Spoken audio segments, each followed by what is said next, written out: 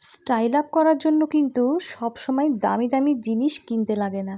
একটু বুদ্ধি খাটালে ঘরে থাকা কিছু জিনিস দিয়েও কিন্তু সুন্দর সুন্দর জিনিস বানিয়ে নেওয়া যায়। যেমন দেখছো এই ব্রোঞ্জারটা, এটাকে আমি কিভাবে বানিয়েছি বা কোন জিনিসকে কাজে লাগিয়েছি, চলো সেটাই তোমাদের সাথে শেয়ার করব।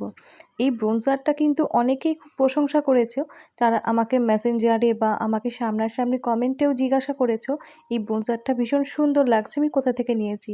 তো এটা কোনো ব্রোঞ্জার নয়, অ্যাকচুয়ালি এটা আমার একটা কানপাশা।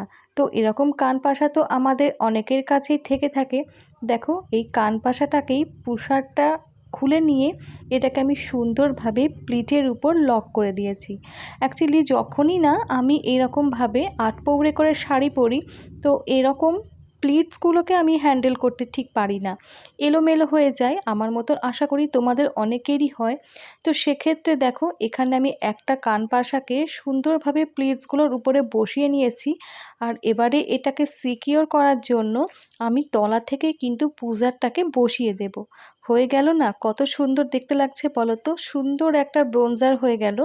এরকম ছোট ছোট অনেক হ্যাকস বা আইডিয়াস নেওয়ার জন্য তোমরা আমার পেজটাকে ফলো করে রাখতে পারো। বাই।